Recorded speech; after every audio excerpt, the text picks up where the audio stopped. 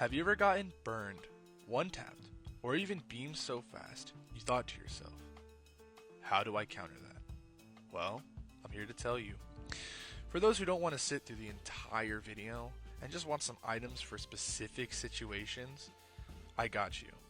Use Divine Intervention for one-shots. Use Reduction Field for beams or high fire rate characters. And lastly, Martian Render for those pesky damage over time effects. Now, for those who actually want to learn something kind of important and kind of interesting, sit down, get ready, class is in session. In Stadium, there are 3 types of survival: Reduction, Negation, and Lifesteal. While yes, all of these exist in Stadium, they are actually a core part of Overwatch, and knowing about them can help you build synergies better. Let's start with Reductions. Reductions in its most basic form is armor. From what I gathered, basically armor reduces damage up to a maximum of 14. This is great to know because it's a flat damage you can always have reduced from any attack, so building armor early game is great. Armor also helps negate up to 30% of beam damage. However, that can drop off really early game since Zarya can kind of just be a pain in the butt anyway, being hard meta and all. There are other reduction items that can help you in your Stadium matches, such as Bloodhound, which gives you 10% damage and 10% reduction to the person who last killed you.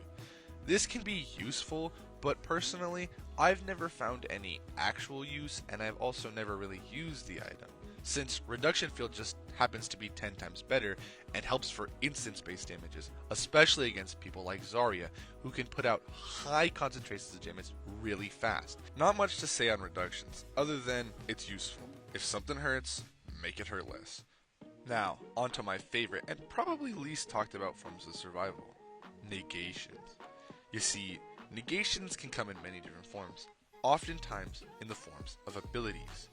Things like bubbles, barriers, Suzu, lamp, matrix, deflect, fade, etc, etc, etc. You get the idea.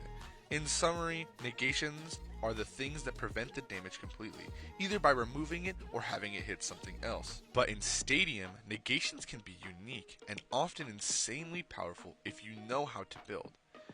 Think of items like Nebula's Conduit or Divine Intervention, which essentially remove the damage instance by either A, redirecting it over time, or B, straight up negating a chunk of it and giving it back to you. It's not complete negation, but in a sense, it prevents a large chunk of damage that would have killed you. Things like Conduit can often be great with lifesteal builds, as essentially, it allows you to reroute some of the damage while healing the rest of it back. Things like Divine Intervention can also help you prevent getting one-shot by those Genjis or Cassidys that really piss you off. Basically, if you were getting one-tapped, buy Divine Intervention. The amount of matches I have won because my DPS or support bought Divine Intervention is insane. Never sleep on this item, especially since it recently got buffed by an additional 5%, mitigating and restoring even more HP than it would have. On a side note, Divine Intervention's damage reduction is percentile, meaning it scales the higher the person builds damage. Essentially, those 90% Casses are shooting pillows now, but those 10% Reapers will feel like you're getting hit by a truck. This brings me to a very interesting point that I don't see a lot of people talking about. It's that, building anything higher than 20% is useless.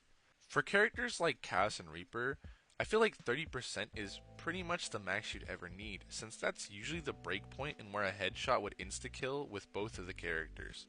However, I do see the argument to where more damage equals faster kill time. It often seems redundant since you're already one-shotting squishies, and it would often be best to build towards your ultimates being more powerful since characters in Stadium gain more HP as the match goes on. It often feels like a waste of items as well, since they often tend to just stack damage items, and for some reason end up being really easy to one-tap if you build survival yourself. Oftentimes the biggest pain point for new players in Stadium is that things feel either A, uncounterable, or broken as hell. But in reality, Stadium exists because of the counter-picking meta that existed in Overwatch 2. You see, Stadium is the counter-build game. where a Genji can diff a Moira and a Czar, where a Rein can fly up to pin a Mercy. It is the mode that gives you the most expression. Yet, a lot of people just build the same stupid thing. And it makes me sad, because if more people built reduction, the meta could be more fun, expressive, and allow builds to be awesome. But oftentimes, well, it's just 90% weapon power cast, or rocket soldier, or Freya doing the same 3 things she's only done since she's been released. In summary, just build survival, because if you're having a bad time, buying a survival item could be the difference between you winning and you losing. Alright, on to the fun stuff. Lifesteal, the man to come out on top, exchanging blows until somebody can't stop standing anymore. Basically, lifesteal is, if I hit you, I heal. If you hit me, you don't heal. It's fun, it's great, it's probably the most versatile and known form of survival. However, oftentimes I see people building lifesteal builds very wrong. They either never add negations or never add reductions. It's always just straight lifesteal.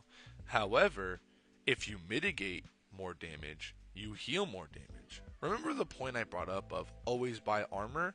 Yeah, if you're building lifesteal, it's always best to build a reduction or a negation. Or if you're building negations, it's always best to build negations and reductions. Typically, reductions are the foundation of all survival builds. If you want to take less damage and heal more, you might as well buy armor. In terms of what the best lifesteal item is, I'd have to say Phantasmic Flux. Without a doubt, probably one of the most useful items just in general to round out your builds. If you haven't been buying it, you should. It gives a flat 10 on everything. Not to mention, it just adds lifesteal if you didn't already have it. So, always buy it. On a side note, characters with lifesteal in their base kit, or, well, through their powers, often benefit the most from lifesteal builds, since it adds to the already existing lifesteal base in their kit. It's always beneficial to build more lifesteal on characters like Reaper, Junker Queen, or characters like Genji, who has the melee lifesteal power, or Rein, who has the melee lifesteal ability. On top of that, it's also important to stack lifesteal based on the instance of lifesteal you're trying to do. What I mean by that is, if you're building weapon lifesteal, build both the lifesteal and the weapon damage. That way you get the most effective form of lifesteal, and the items will stack better. So, in essence, stack your items appropriately. In summary, with this newfound knowledge I have granted you on the essentials of survival, go dominate the ladder and climb to the all-star you were meant to be. Anyway, I'm tired. I'm gonna go to sleep now.